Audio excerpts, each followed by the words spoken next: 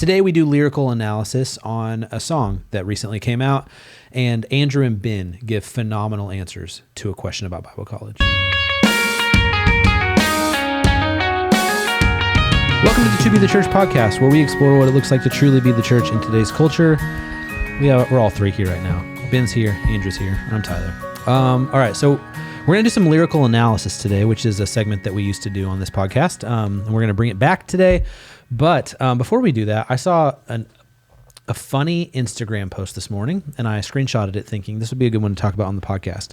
I think it'd be fun if we got one not serious answer from you, each of you, and then one serious answer to this question. This comes from a meme page, by the way. It says, what is one class that every Bible college doesn't have but needs to have?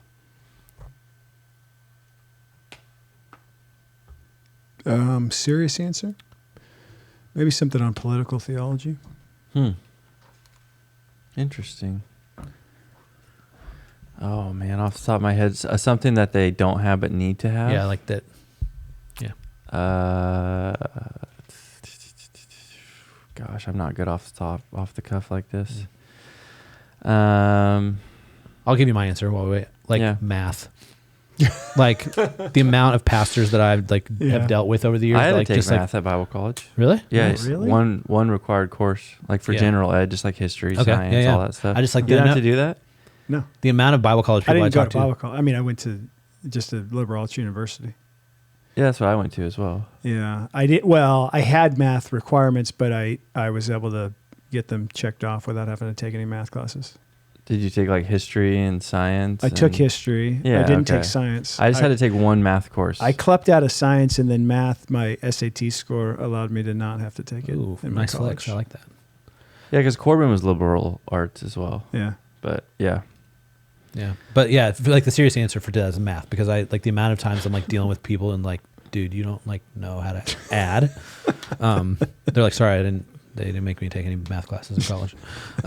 But the funniest answer I saw. Some of us just aren't wired for numbers. Oh, he's actually, he's actually talking about Ben right now. Yeah, geez, say my name. But the funniest answer I saw in the comments, which is kind of a jab at Bible college, grads, is latte art, because they all end up working at coffee shops eventually. Boom, shots fired. Yeah. You don't have a funny answer to that question? Come on.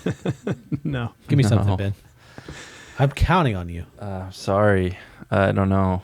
All right. Well, that was a fail, but that's okay. All right. Lyrical analysis. It's almost as if we weren't prepped for that question. It's to be the church, man. What do you expect? Okay. So lyrical analysis, if you're new with us, this is a segment we've done in the past where we analyze the lyrics of a song that is meant for the church to sing. And we ask the questions. Is it true? Is it clear? And is it worth singing for a Sunday morning gathering? We do this, and we've covered a wide variety of songs here. We've covered songs that are just flat out not true biblically, and but we've done lyrical analysis on songs that we love, and that here's why we should sing them. And this is an interesting one. Okay, I will give a little bit of background on this one. So. One of the things we've talked about on lyrical analysis before is that a church should sing songs that sing it the way that a church would preach it, right? And your preaching should be in line with your singing should be in line with your preaching. Yeah. So, example of that would be, if you're not going to take an Old Testament thing and make it just straight allegory to what are the walls in your life that need to come down, you wouldn't sing that one song by Elevation that is I thought by now these walls would fall or whatever, right? Yeah. So that's an example that kind of goes into what we're talking about today. On the flip side of that, an example somebody brought to me a while back was that they were asked by their pastor to not sing the song Grace Alone, which we would see as a very theologically rich song. And because it didn't line up with the way their church teaches on providence. Interesting. And free will and stuff like that. So they were asked hey, don't sing that here because so-called free will. Interesting. Yeah. So, But okay, so this one's interesting to me because this one, and actually Cody and I had a conversation about it, because on its surface, it looks like it does that allegorizing thing. But then when you actually read the lyrics, like, wait a second, does it? So let's discuss. Don't tell us who it's by. Okay. All right. Lyrics. Here we go. Remember those walls, Jericho. Remember those walls that we called sin and shame. They were like prisons that we couldn't escape. But he came and he died and he rose. Those walls are rubble now. Remember those giants we called death and grave. They were like mountains that stood in our way. But he came, he died, and he rose. Those giants are dead now. Okay? Those are verses. Okay, well, let's go to the other verses before we do the chorus. Okay?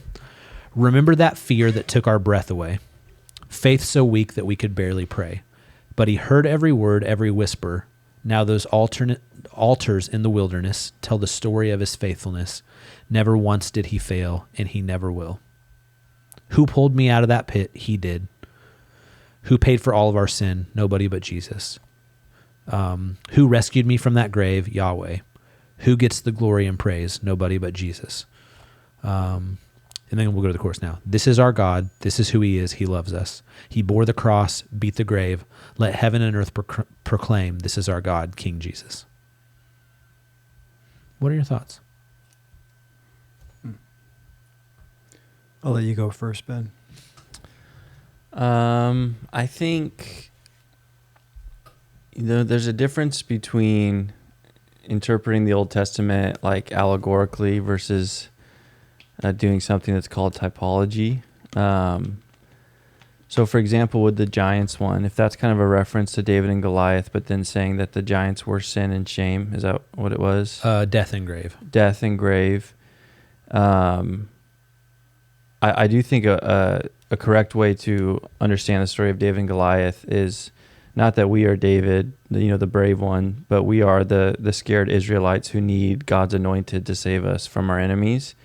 And that's what Jesus, as the Messiah, the anointed one, the greater David, he comes and conquers our greatest enemy, which is sin and death, for us. And so to me, that's not what the song says is not it's not that off to that, if it was saying that we are to be like David, to have the courage to, all those things, I'd say that's not the point of the story. But I think the point is God's anointed one rescues God's people from their enemy.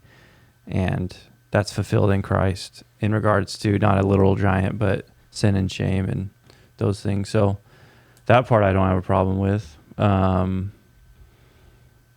walls one, I don't know about that as much with Jericho. Read that again. Remember those walls that we called sin and shame. They were like prisons that we couldn't escape. But he came, he died, he rose. Those walls are rubble now. See, that doesn't even to me maybe necessarily referring to Jericho, because like they weren't trapped in Jericho. They were outside of Jericho. Like, yeah, it's like artistically using the language of that to say something else. I think the thing you have to ask with a song like this would be that standard of, is it clear? Yeah. Is it, or would it take some explaining or too much explaining to be worthwhile to sing? But, yeah. The I think it's a really good point, and teaching on interpreting the Old Testament here at one of our NGC University things several months ago. There was that question brought up because I was talking about the different ways to interpret the Old Testament with keeping in mind the witness of Christ in the Old Testament, and the differentiation between allegory and typology is important, because and so the allegory has no limiting principles. Allegory is like taking superficial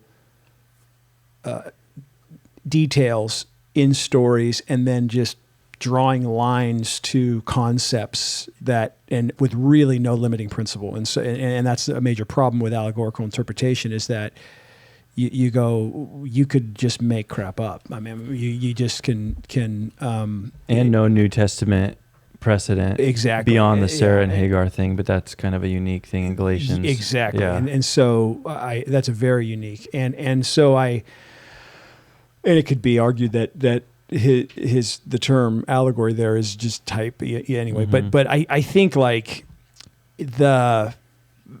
you're right on the typological thing with giants. I think the clear thing and the troublesome thing is the walls of Jericho and the giant in your life, Goliath, are just constantly used in music like this allegorically. So to go giant and then walls, you automatically go to Jericho. How do you not go to Jericho there? If you any other thing, those are like the two major like worship song references. These walls are falling down, and what I like though is that they're saying that the greatest giant or the wall is sin and shame, sin and death, not just letting it be kind of subjective of what's the giant in your life. Is it that's good? Yeah, your fear, your anxiety, your struggle. It's getting at the root problem of our human condition, which is sin and death, that Jesus overcomes. So I like that part of it. But yeah. But the typological reference from the giant there is a good one, like you laid out. Like that's solid. That you could argue that from that text for sure.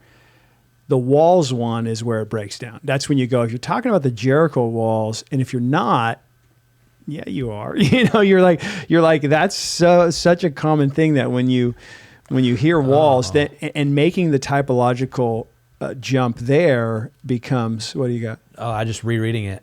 I think it might be because the next line is they were like prisons we couldn't escape. Okay. Like obviously, like thinking about the Ethiopian jailer, and you mean the Philippian jailer? Yeah, Philippian jailer. Sorry, yeah. Acts 16. That's like when, but I mean the prisoners there. I mean they didn't. I don't know. Yeah. If the giants thing didn't come after, I think we wouldn't know. Like the walls could just be like a metaphor for sin and shame and trapping you. But since they go from walls to the giants, it makes you think, oh, they're doing an Old Testament thing here. Is it walls to giants or giants to walls? Walls were first. Walls were first. Yeah. That's why at first I was like, oh, I don't know what they're talking about with walls beyond a metaphor. But then when they say giants, it's like, okay, that's David and Goliath. So I thought walls was second. So read walls again. Walls is the beginning? Yeah. Okay, remember those walls that we called sin and shame? They were like prisons that we couldn't escape. But he came and he died and he rose. Those walls are rubble now. Ooh, rubble, dude. You're so going Jericho. and but that's the where Israelites weren't even in the walls, though. They didn't have to escape the walls. Problem. It doesn't make any sense. That's a more of an allegorical leap than it is a typological reference in my mind. Like but the Giants one is a lot more sound in terms of typology. So yeah, I don't know if that's necessarily disqualifying. I'm trying to think of anything else in the song. Right? We've parsed out walls and giants a little bit, but what do we got in the rest of the song? We're going. I mean, if it's given the Old Testament pictures, the bridge, who pulled me out of that pit? There's another one. But how does he say it? Read the whole pit situation. Who pulled me out of that pit? He did. Okay. Who paid for all of our sin? Nobody but Jesus. That's the whole part. Yeah.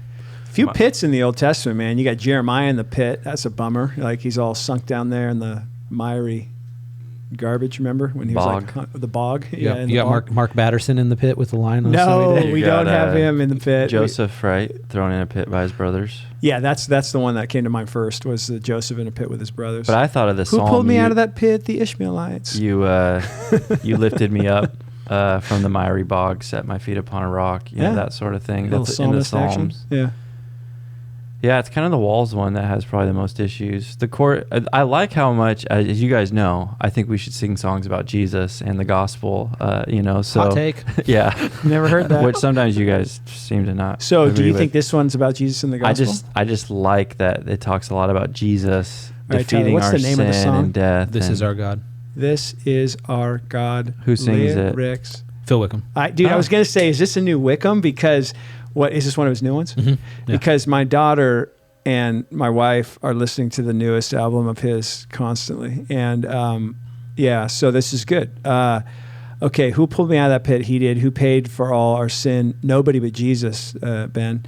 Who pulled me out of that pit? He did. No, We should have a podcast with just you reading lyrics. Jesus. Who rescued me from that grave? Yahweh. Who gets the glory and praise? Yeah. Who rescued me? Okay. So this is our God. This is who he is. He loves us. This is our God. Yeah, that's good. Yeah, that's good. He bore the cross, beat the grave. Yeah. Let heaven and earth proclaim. Yeah. That's all really sound. I think the reason I wanted to bring this up is because I can get into the lazy mode of hearing like giants, walls, or pit or whatever, and just be like, nope, like just straight up, like just like bummer. Like, and that was like kind of the attitude I had when I first heard it. And then Cody was like read it though, and I was like, oh, interesting. Cody's laying down some OT interpretation right now. It's funny because I had a feeling when you were reading, I was like, I feel this sounds like one of these ones that my has been playing in my house, but. So would you guys sing this at C-Dub? I'd have to listen to it because I care mostly about how it makes me feel. So it's hard to know. No, I don't know. My reading didn't help that at all. He did. That didn't help. The only thing that I feel is not super clear is the walls one, but if it's just a metaphor for how we're enslaved to our sin and shame and he rescues us from that, but it helps that walls comes first. Yeah. Because it plays like a metaphor coming first, right? If walls would have come after giants, you pulled me back to 2 Samuel 17, and now you're pulling me back a couple of books earlier to Joshua 6 or whatever. And so, but the fact that the walls start it, it'd be interesting to is there anything I think of in the Psalms, he cuts through bars of iron, and things like that. Do we have walls used anywhere in the Psalms as a metaphor for something the Lord is breaking? If I could talk to Phil, I would tell him that he could have gone with the Exodus and freedom from slavery picture and tied it to Jesus, because obviously all day that typologically works, and that I think would have accomplished the same thing. They couldn't escape the slavery in Egypt, but he rescued them, he redeemed them.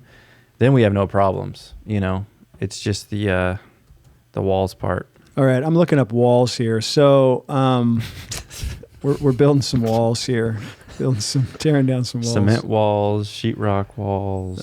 Walls, gates, bars, Joshua. I'm trying to I'll go to the Psalms here and see what we got for wall or walls, and see if I can be convinced that this is a metaphor. Rubble's the one that got me. Tobiah, man, there's a heck of a lot of walls. 217 uses in the Old Testament. All right. For by you, oh dude, this is one of my favorite verses in Psalms. For by you I can run against a troop, and by my God I can leap over a wall. That's killer. That wall's not in rubble. I just jumped over it, by my God. Do good design. Build up the walls of Jerusalem, Psalm 51. Day and night they go around on its walls, Psalm 55. Not one you would want to sing about in terms of what's going around on its walls. I preached that this summer. A leaning wall, a tottering fence. Oh, here we go. Why then have you broken down its walls so that all who pass along the way pluck its fruit? That doesn't seem like when you breached all his walls. You have laid his strongholds in ruins. Again, Psalm 89 is probably talking about the wicked. Peace be with your walls and security with your towers. Psalm 122. And then we get into the Proverbs. So here's the thing. If you have any sort of, I'm not sure, it's not like there's a shortage of songs, right? So sure. I would just say, if you're unsure, it's not like you have to sing it. Just pick something that you feel better about. Or we have people that can write songs. So yeah. And but the question is, is the walls thing necessarily the fact that he names the things, like you said on the Giants thing, makes it tenable in that sense. This is in no way, shape, or form like an overly allegorical craziness situation. No. And you could definitely argue that that the walls is simply a metaphor at the beginning, which reading it literally, they were like prisons that we couldn't escape. So yeah, what was in? Yeah, is this clear, true, and compelling? I'd say it's true.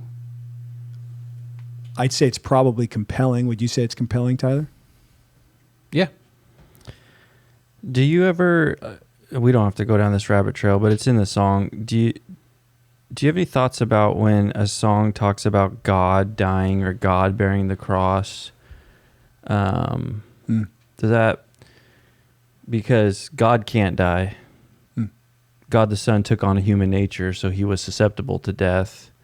There could be a lack of precision. There's classic hymns that even say this, that we could push back against, of kind of like, let's be precise in our language. God did not die in the sense, God the Son who took on a human nature died in his human nature, but God in his divine nature can't die. And are you seeing that here in this? Talk about picking nits. Yeah, you're doing it. But a nit out of that situation. You lost me there. So, but are you saying that from the verse 2 there? He came, he died, and he rose? Is that where you're? Because right after that, he bore the cross, beat the grave, left heaven and earth, proclaimed, "This is our God, King Jesus." Which Jesus is the God-man who died, but yeah, I don't see anything in this psalm that tells me. He doesn't say God died. He says he he came, he died, he rose, which is all super accurate of Jesus. And so I don't think that. Yeah, you picked the nit out of that situation. That nit. You know what? For That's real, why we I- would not have had to go this deep if you guys would have better answers to the Bible college class question. We could have left it I know. at the pit. We have to create That's 19 why- minutes of content because you had no answer, Ben. that's why I was asking if it ever bothers you. I'm not saying this song does this, but sometimes it does bother me how people don't understand how the Trinity works. Wait. Yeah. No, I'm just kidding. Not that I do. I was going but- to say, wait, we understand how it works? So here's an example you hear all the time. Heavenly Father, thank you so much for dying on the cross for our sins. Yeah. No, Yeah. the Father did not die on the cross for your sins. The Son did. So I'll pick that nit all day. Dude, pick Yeah. away, bro. And Phil wasn't So, doing this. Phil.